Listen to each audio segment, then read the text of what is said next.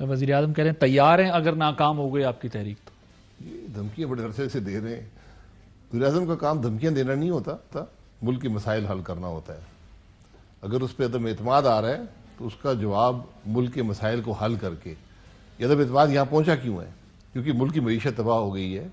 آج پاکستان کی کرپٹ ترین حکومت وفاق میں بھی ہے، پنجاب میں بھی ہے. تو آپ اپنی ناکامیوں کو دوسرے کے گلے نہیں ڈال سکتے. یہ سب کہانی ہم نے بہت سن چکے ہیں. ہی تھنکس کہ اپوزیشن کی یہ ساری موو ہے اس لیے کہ ان کو پتا ہے اگر میں رہ گیا تو کیسز منطقی انجام تک پہنچیں گے، اور اس وجہ سے میرے خلاف یہ کھڈ بن گیا سارا. جی کون سے کیس ہیں؟ ذرا کیس تو بتا دیں. میرے خلاف 2 کیس ہیں. ایک پی ایس او کے ایم ڈی لگانے کا ہے، ایک جو ایل این جی کے ٹرمینل کا ٹھیکہ سوئی صدر نے دیا تھا اس پہ کیس ہے. اس میں دونوں میں لکھا کوئی کرپشن کا الزام نہیں ہے کہ آپ نے اختیارات ناجائز استعمال کیے، مس یوز آف پاور. جی تو میں نے یہ کہا عدالت میں، میں نے کہا مجھے یہ بتا دیں میرے اختیارات تھے کیا جو میں نے ناجائز استعمال کیے. آپ یقین کریں یہ ایسے اقبال صاحب کے خلاف کیس کیا ہے کہ جی انہوں نے سپورٹ سٹی بنائی ہے نارووال میں، تو آپ نے کرتارپور اسے 10 گنا زیادہ پیسے دے کر بنایا ہے، پھر آپ بھی تیار ہو جائیں. یہ سب جھوٹے کیس ہیں، یہ سب فراڈ ہیں. میں تو آج پرائم منسٹر کو چیلنج کرتا ہوں، یہ میں اس کو چیلنج کرتا ہوں. یہ بتائیں سب حکومت کے ریکارڈ اس کے پاس ہے، ای سی جی کا ریکارڈ ہے، کیبنٹ کا ریکارڈ ہے، ہر محکمے کا ہے. اپنے وزیروں کو بولے جو کرپشن ہوئی ہے وزیر اپنے نام سے درخواست بھیجے نیب کو یا ایف آئی اے کو بھیجے، ہم جواب دیں گے، لائیو ٹی وی پر جواب دیں گے. اور پھر میں ان سے بھی سوال کروں گا جو انہوں نے کرپشن کی ہے.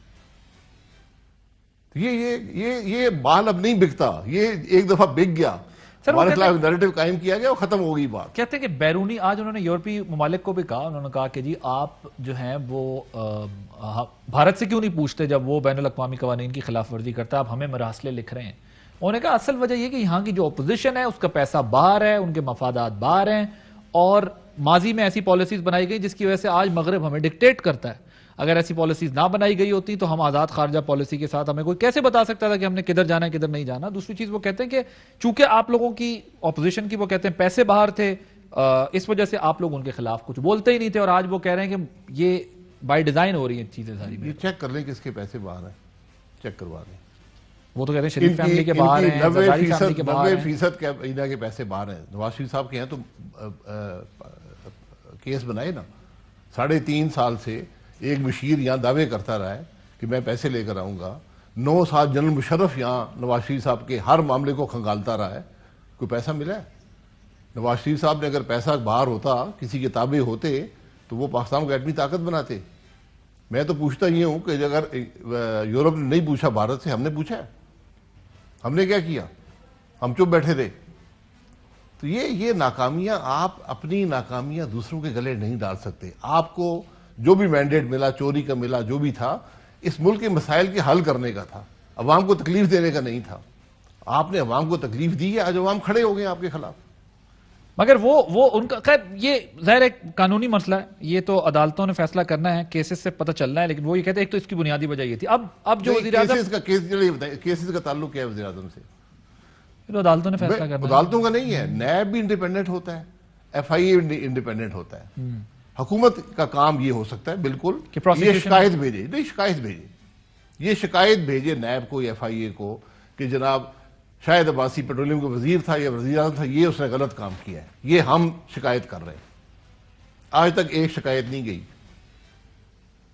کرے نا، کس نے روکا ہے؟ تو نیب کر رہا ہے، ان کو کیا ضرورت ہے کہ وہ شکایتیں بھیجیں آپ کی؟ نہیں، شکایت نیب کو شکایت کی جاتی ہے نا. میرے خلاف جو شکایت ہے وہ شیخ رشید صاحب نے کی ہوئی ہے. ایک کیس میں شکایت شیخ رشید صاحب کی ہے.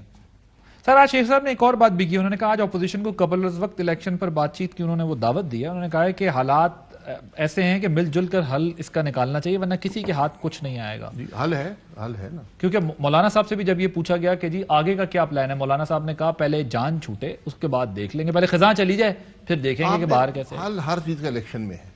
ملک کے مسائل کا حل الیکشن میں ہوتا ہے. جب اس قسم کے حالات پیدا ہو جائیں الیکشن میں، جب مڈ ٹرم الیکشن کی بات کر رہے ہیں نا، تو مڈ ٹرم چھوڑیں، بس آج اسمبلی توڑیں، کل الیکشن میں جائیں، سارے معاملات ٹھیک ہو جائیں گے.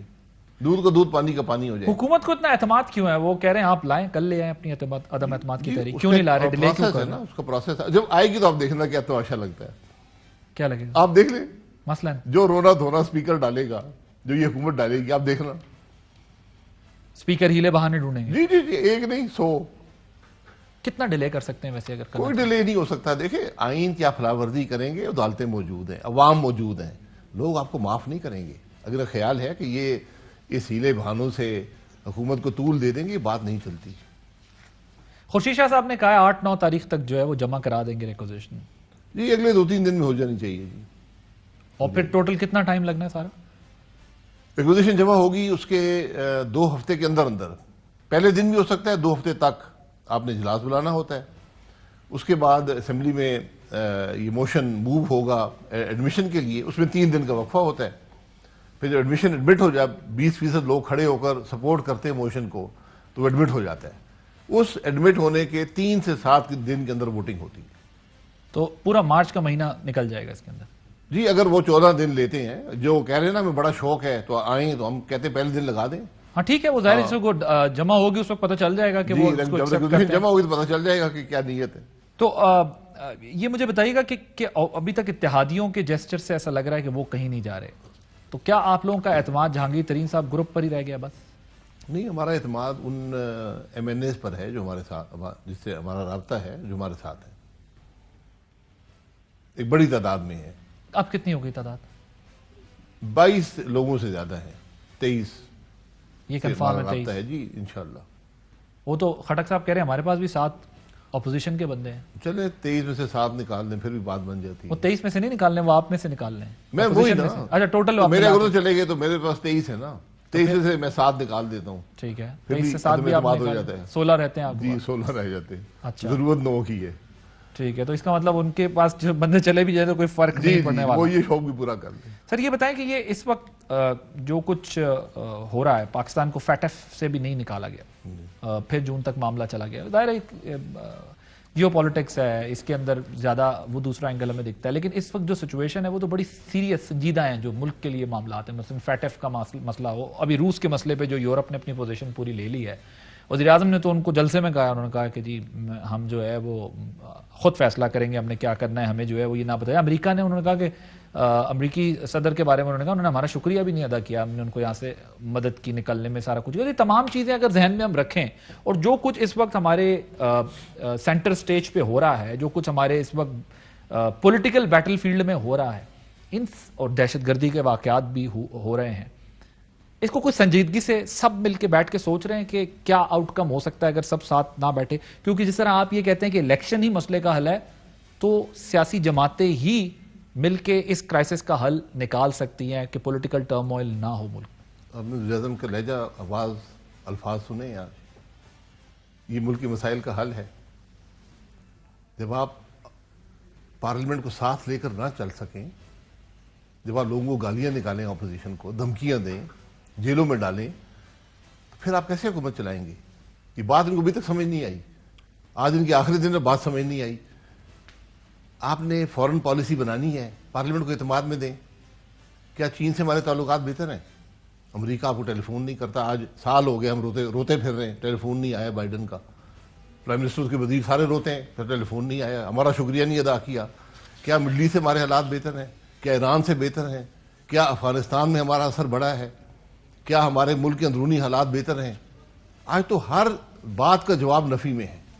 ایسے حالات کبھی ملک کی تاریخ میں نہیں آئی کہ آپ کی خارجہ پالیسی بھی ناکام ہے، آپ کی اندرونی پالیسی بھی ناکام ہے، معیشت بھی تباہ حال ہے.